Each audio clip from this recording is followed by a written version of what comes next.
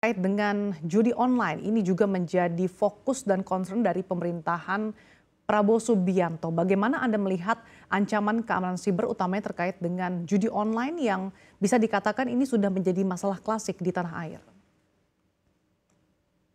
Judi online ini sebenarnya merupakan konsekuensi dari keberhasilan digital kita. Jadi kita positifnya dengan keberhasilan penetrasi digital, jadi banyak sekali bisnis yang bisa berkembang dan kita mendapatkan manfaatnya. Tetapi internet itu kan sesuatu yang sangat netral, jadi dia memberikan kesempatan kepada semua sektor. Nah, yang jadi masalah kemampuan internet ini yang kalau di bank tuh, bank tanpa cabang dia bisa memberikan layanan seperti bank yang banyak cabang dengan hanya memanfaatkan internet. Nah, judi online ini juga memanfaatkan hal itu.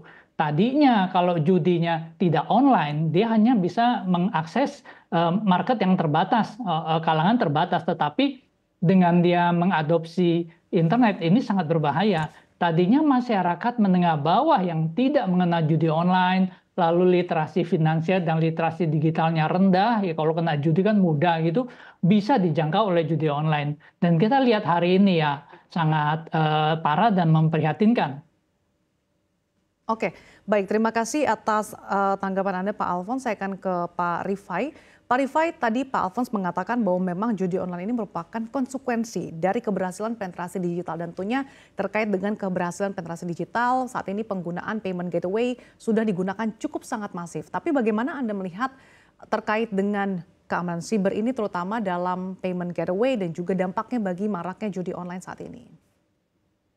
Oke, mungkin kalau kita bicara dari payment gateway ya, kita mungkin melihat dari peranan payment gateway ya. Kalau peranan payment gateway itu kami berada di tengah. Jadi kami mengintegrasi berbagai layanan pembayaran untuk bisa dinikmati oleh merchant kami.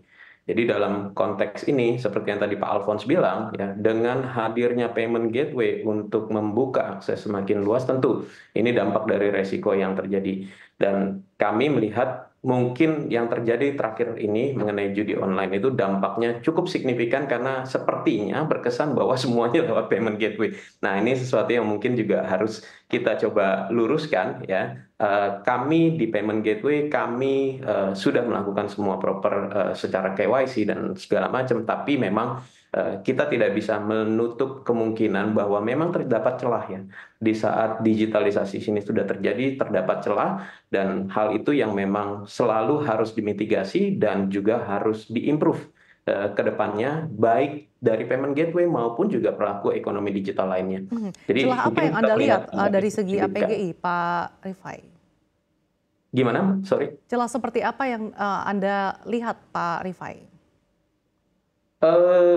Kalau kita dari APGI ya, dampak-dampak yang terjadi saat ini ya, kita melihat bahwa penetrasinya semakin tinggi ya, banyak sekali terjadi penyalahgunaan. Jadi kami melihatnya ini terjadi penyalahgunaan yang disalahgunakan oleh merchant. Tentu kami sudah melakukan semua upaya untuk melakukan pengecekan di saat onboarding ya, tapi memang fungsi dari pengawasan, transaction monitoring, dan enhanced due diligence ini yang harus diperkuat dan diperketat. Dan ini upaya ini sudah dilakukan secara seksama ya dari seluruh industri, tentu dengan panduan dari regulator Bank Indonesia. Ini juga sudah menjadi ongoing concern yang sangat kuat, Mbak Sasa. Dan bagaimana Anda melihat potensi kebocoran data dan kemudian bagaimana implementasi penegakan hukum yang sudah dilakukan pemerintah sejauh ini?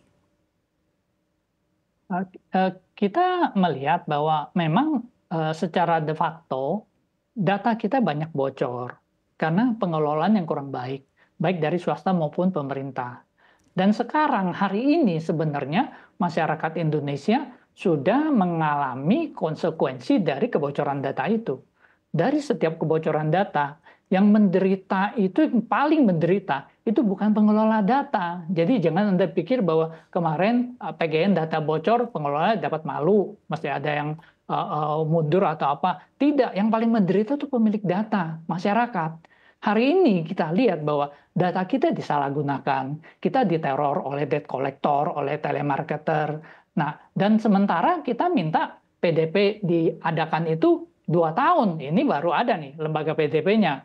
Nah, kita harapkan bisa lah kita benar-benar mengharapkan adanya perubahan, dan data yang sudah bocor itu tidak sama dengan bahan bocor. Bahan bocor ditambal kan selesai, dipakai lagi banyak. Kalau data udah bocor di internet, once it is in the internet, it is there forever. Jadi kamu sudah bocor, kamu nggak bisa apa-apa. Sedangkan kita kalau NIK sudah bocor, dan NIK itu melekat ke kita gitu loh. Nah itu yang perlu disadari. Dan itu yang digunakan oleh kriminal-kriminal cyber untuk mereka buka rekening bodong, lalu lakukan kejahatan, transfer ke rekening itu, lalu dikabur, dia buka rekening bodong baru lagi karena datanya tersedia gitu loh. Ya. Hal itu yang secara tidak langsung mempermudah adanya monetisasi ya. Oke, dari Anda Pak Rifai, Asosiasi Payment Gateway, bagaimana Anda mengantisipasi terkait dengan kebocoran data yang sudah berlangsung cukup marak sejauh ini?